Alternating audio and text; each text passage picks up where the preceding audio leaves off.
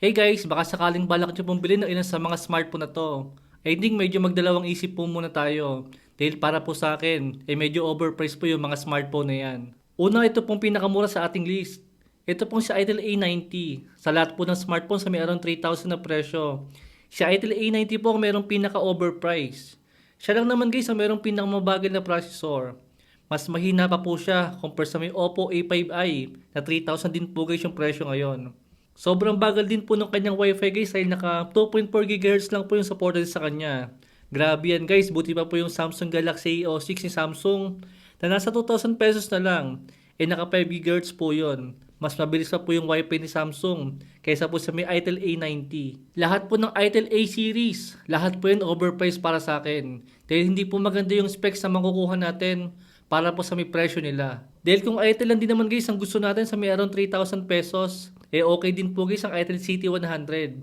Yun na lang po ang kunin natin. Dahil mas maganda po yung kanyang specs. Pangalawa po guys, ito konting logic lang po ito. Itong si Tecno Camon 40 Pro 5G. 15,000 po guys yung kanyang presyo sa may 12256 na version. Tapos yung 8256 na version naman is 13,000 naman guys yung kanyang SRP. Hindi na worth it yun guys, yung 2,000 pesos po na difference lang sa may presyo. Para lang po sa may 4 gig na additional po niya. Till almost hindi naman natin mararamdaman yan kung hindi naman po kayo mahilig mag-multitasking. Kung tinaas din po sana nila yung storage, medyo okay po yun. Kung ginawa po nilang 12,512 para sa may 15,000 na presyo. Kaso para sa may parehong 256, medyo overpriced po yan para sa akin. Kaya kung Tecno Camon 40 Pro 5G po yung gusto nating bilhin na smartphone ngayon, isa po yun sa pinakamagandang may recommend ko sa inyo. Pero syempre yung A256 lang, wag po yung 12256. Dagdag ko na rin po sa ating list, ito po si Samsung Galaxy A26 5G. 16,000 po guys yung kanyang SRP at masyadong mahal po yan para po sa may specs na meron siya. Display pa lang guys is meron na po siyang teardrop notch lang. Saka masyado rin po mahina yung kanyang processor para sa may 16,000 na SRP. Dahil naka Exynos 1380 nga po siya na processor, nakasing lakas lang po yan ng Infinix Zero 5G na 3 years old na. Siguro guys kung nasa around 13,000 po yung kanyang SRP ng Galaxy A26 5G, pwede pa po siyang i-consider natin. Dahil still guys Samsung pa rin yan at maganda po yung kanyang UI at napakatagal po ng kanyang software support. Kaso syempre guys kung bibili po tayo ng smartphone, napakahirap pong i-justified na maganda nga po yung software niya, kaso bitin po talaga sa may hardware.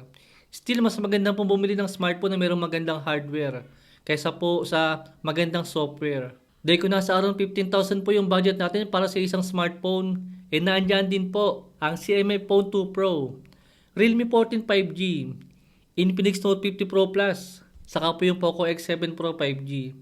Yan guys, overall na specs po niya, mas maganda po yan compare po sa may Samsung Galaxy A26 5G. Si Oppo A5 Pro 5G naman guys is meron po siyang 15,000 na SRP.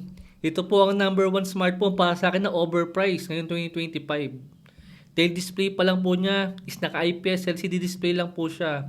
At grabing 720p resolution. Overall guys, mas maganda pa po ang display ng Infinix Hot 60 Pro na 7,000 lang po yung SRP. Dahil naka AMOLED siya. 144Hz sa refresh rate. 1.5K na resolution sa may display. Compare po kay Oppo. Grabe yung display ni Oppo guys. Same lang po siya ng Infinix Smart 10 na nasa 3,000 lang po yung presyo. Baka i-justify niyo pa rin po si Oppo A5 Pro para sa may 15,000 na SRP is dahil naka 5G naman siya. Ang kaso guys yung 5G po na processor niya is kasing lakas lang guys ng Samsung Galaxy A06 na nagsisale po ng 3,500 lang ngayon sa may Shopee. Tapos nakasil nga po siya sa Lazada ngayon ng 4,000 lang.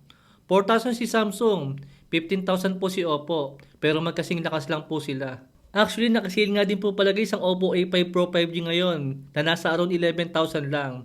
Kahit po sa may ganyang presyo, negative pa rin po yan para sa akin.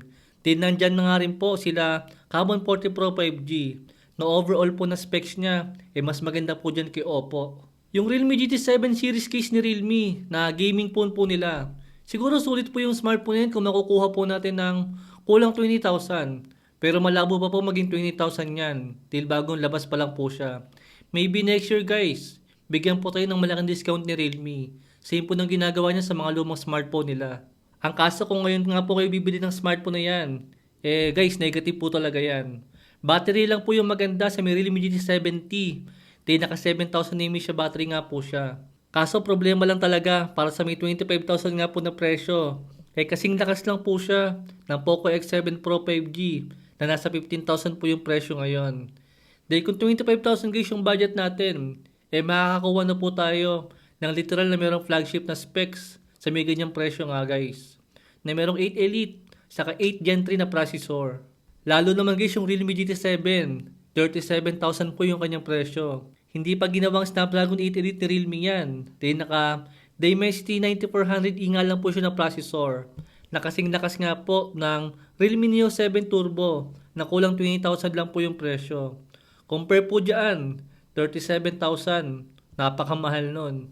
Pero kung usapang battery, usapang charger, usapang display, usapang camera, at sa may cooling system po ni Realme, kasama rin po yung UI.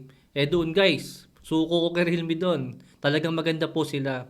Pero kung usapang processor, hindi po tugma yung presyo niya para po sa may processor nilagay ni Realme. Masyado po siyang mahina para sa may 37,000 na presyo. Yung Poco X7 5G guys, kahit mag-sale po yun ng around 12,000 or 11,000. Medyo mahirap po siyang i-recommend talaga yung smartphone na yan. Hindi pa ganun kagandahan yung kanyang camera at Dimensity 7300 lang po yung kanyang processor. Dahil di hamak na mas maganda na pong kunin ng Tecno Camon 40 Pro 5G dyan para sa mas murang presyo pa. Sayang po guys yung Poco X7 5G. Napunta po sa may display yung gastos ng smartphone na yan. Imbis na lagyan po siya ng mas magandang processor, ang ginawa po ni Poco, nilagyan po siya ng AMOLED curved display. Sana flat display na lang po yung nilagay ni Poco dyan, saka po mas magandang processor. Dahil parang hindi naman kilala ni Poco guys yung mga bumibili po ng smartphone nila. Siyempre pagka sinabing Poco, siyempre dapat gaming phone yan. Dahil kung AMOLED curved display lang po ang pipiliin natin, mas pipiliin ko na po ang Tecno Camon 40 Pro 5G. Na mas mura nga po dyan kay Poco X7. Pero guys, napakaganda po ng camera ng Tecno Camon 40 Pro 5G para po sa may ganyang presyo. Pero sa kanilang display, sa kanilang battery, at sa kanilang processor, same lang po yan guys. Si Tecno Camon 40 Pro 5G, saka po ang Poco X7. And yun guys, yung ilang smartphone po na para sa akin mga overpriced. Pero no hate guys. Nasa sa inyo pa rin po. Kung para po sa inyo, sulit po yung mga smartphone na yan. Para lang po sa akin yan guys. Opinion ko lang po lahat yan. Palike na lang po yung video natin kung nakatulong. Thanks for watching.